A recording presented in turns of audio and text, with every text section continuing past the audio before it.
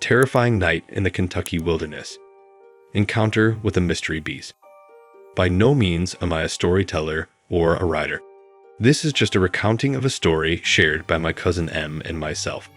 After my grandmother died, my grandfather began construction on a single-story, open-plan house for himself. His health had deteriorated throughout that period, and he could no longer live on his own. Years passed, and here stood a tin-walled home on our family's 150 acres of property, halfway up the mountainside.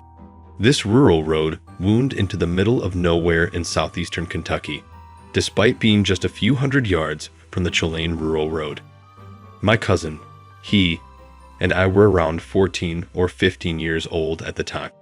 We were big into skating, BMX, and paintballing, among other things. So we took it upon ourselves to convert the ancient home my grandfather had built but had never finished into our clubhouse. We began by constructing a half pipe on one side of the space and gradually transformed it into a paintball field. We agreed after school one Friday that we'd spend the night there and start building on the clubhouse the next day. We had been putting on some obstacles and fortifications in front of the clubhouse. As the sun began to set on Friday evening, we made the decision to make a fire. M and I cooked some hot dogs around the fire, laughing about and talked about things adolescent males talk about. We were having a terrific time when we started hearing noises behind us.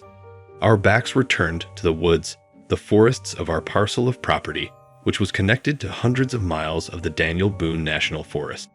We tried not to think about it, but it became hard as the sound of crunching became closer and closer to where we sat.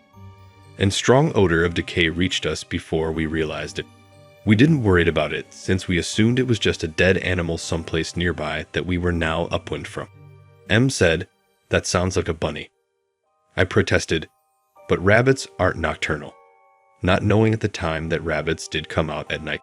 The sound of crunching was growing closer as we debated over it. Before we knew it, the crunching noises had been replaced by thunderous thuds and what sounded like a vehicle slamming through the trees. We got up from our seats, terror gripping both of us. "That's no rabbit," M said.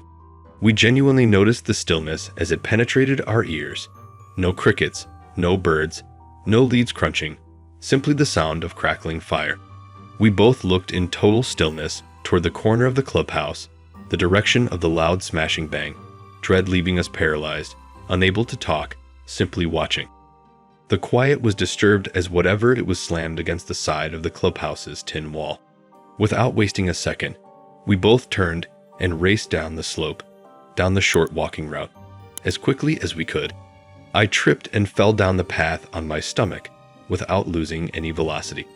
I dug into the earth with my hands and was back on my feet before I knew it. We got it to the bottom, terrified to look behind me, in the old yard of a trailer where a family member used to dwell, which sat under the light of an ancient streetlight. We attempted to catch our breaths by taking deep breaths. Eventually, M said, "What was that?" "I'm not sure, a bear," I said. We both looked up at the mountain, barely seeing glimpses of our fire through the trees. As we stood there gazing up the mountain, trying to figure out what had come smashing into the clubhouse, we attempted to figure out what we should do next. "Man, if it's just Cousin worrying us, we'll never be able to get over it," I warned him. "But what if it was a bear?" said M. I took up a very thick branch that was laying on the ground and said, "We have to find out." Hey, it's not funny, dude," I screamed up at the mountain. "We're returning up there." 3 huge metal crashes rang across the hillside, echoing in our ears as we began to trek back up. We dashed back to the light of the street lamp. "Let's just get out of here," M replied. I realized it had to be someone toying with us after hearing 3 big bangs. A bear wouldn't smash a structure 3 times like that, would it? We discussed what to do next while I continued to shout, emphasizing that this wasn't amusing and that we weren't terrified, which was a bold-faced lie. An ancient dirt road ran up the mountainside across from the clubhouse. The pine thicket was on the opposite side of the gravel road. This thicket was so dense that I tried to walk through it and only got about 15 feet before having to back out, being stabbed in the eye, scratched on the arms, and having my shirt hung up many times. What transpired next caused us to withdraw for safety. We made one more try to return to our clubhouse. As we began to walk, the streetlight went out, leaving us in complete darkness. Something came crashing and shattering through the pine thicket as it headed out, over the sounds of pines splitting. We could hear a tremendous huffing or puffing sound, like a gigantic linebacker, fully padded, charging full speed through this pine thicket in search of a quarterback. However, this was no NFL player. I couldn't imagine any human creating so much devastation, running through the bush with ease, directly towards us. We began to backstep, stumbling over each other.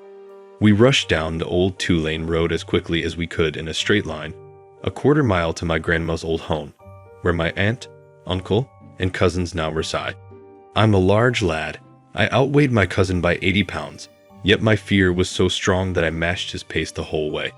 I never imagined I'd be able to compete with him in a foot race.